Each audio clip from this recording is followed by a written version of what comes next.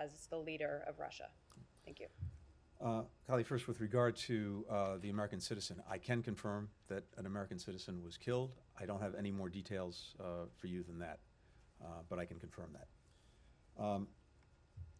Second, it is, I think, not only clear to me, but clear to the world that an independent Ukraine will be there long after Vladimir Putin. And it's also clear that this could horrifically go on for some time. But when all is said and done, an independent Ukraine will be there, and at some point Vladimir Putin will not.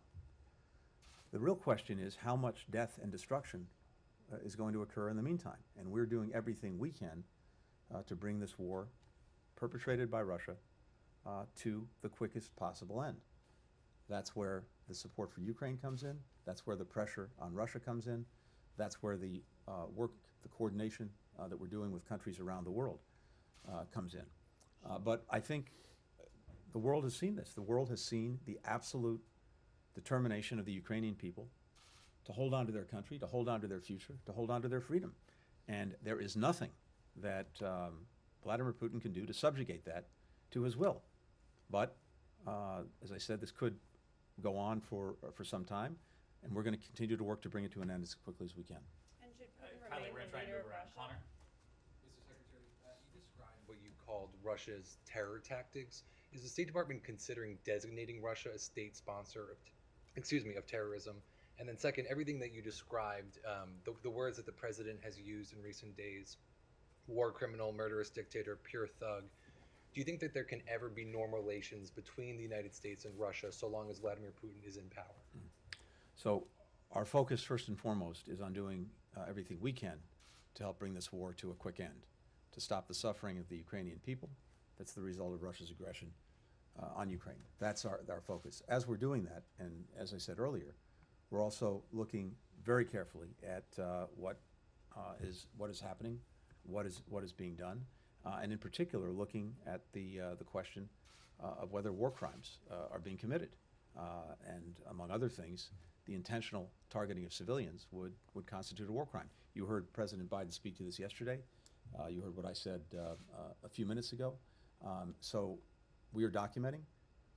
We welcome the efforts of various groups, institutions, organizations that focus on this to bring all of the evidence together, to continue to document things, and then for there to be accountability one way or the other. In terms of other designations based on actions that Russia is taking, we are and we will look at everything. Yulia Yarmolenko. On the second question, I'm sorry. I'm sorry, but remind me. Just as long as Putin is in power, can there be normal relations between Russia and the United States? Again, our focus is on ending this war. I don't want to speculate about the future, but there's going to have to be, one way or another, accountability for this war of aggression.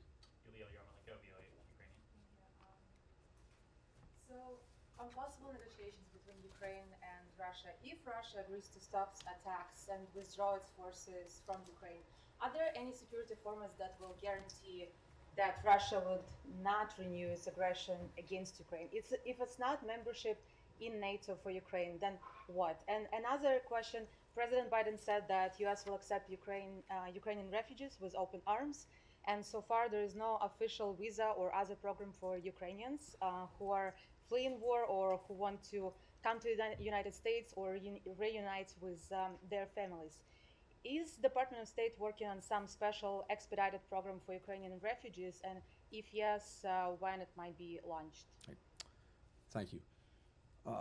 First, on the diplomacy, look, I'm not going to speculate on the substance of any negotiations, where that might go. As I said, we fully and strongly support whatever the government of Ukraine, the democratically elected government of Ukraine, does. We very much welcome sentiments that we've heard expressed for trying to bring this to a diplomatic end as quickly as possible. I think in the first instance, what Ukraine needs is de-escalation. It needs Russian forces out of Ukraine. It needs to have its basic freedom and independence returned. But I leave it to Ukrainian partners to work on advancing the diplomacy if they believe that can be productive. We will look at whatever we can do to support that. And if there are issues that wind up being negotiated that require in some fashion our participation, of course, we'll look at that and see where we can be helpful. We want to be able, in the first instance, to do what we're doing, which is to support the government of Ukraine, the Ukrainian people, along with putting pressure on Russia. If diplomacy finally carries the day, and there are things that we can do to support that diplomacy and to support any outcomes that restore Ukraine's independence, we will, of course, look at that, and I'm sure do that. With regard to refugees, a couple of things. First, as I said, this is the largest refugee crisis in Europe since World War II. The numbers are staggering. And of course, what gets lost sometimes behind these numbers are the real lives that are at stake and that are being changed, maybe not forever, but are being changed in profound ways. I saw some of that firsthand when I was on the border between Poland and Ukraine with a number of you just a couple of weeks ago, talking to people who had made the journey across the border looking for safety in the face of this Russian onslaught. And in many cases, most cases, women and children, the men staying behind to fight. And we see the impact, of course, in Ukraine. We see the impact on neighboring countries, Poland, Moldova, Romania, others, that are taking in very large numbers of refugees. The generosity, I think, is extraordinary. But the numbers are growing. The challenge is growing. I was on a call, a video conference this morning with our G7 partners. And this is one of the things that we talked about, having a coordinated approach to dealing with and helping refugees coming over. The United States is already and will remain the largest provider of humanitarian assistance to Ukraine. Part of the package that is in the supplemental includes about $4 billion in humanitarian assistance. And that will go both directly to Ukraine. It will also go to neighboring countries and others, and Ukrainians outside of Ukraine to support them. Second, we are working closely with UNHCR to see how we can support this effort.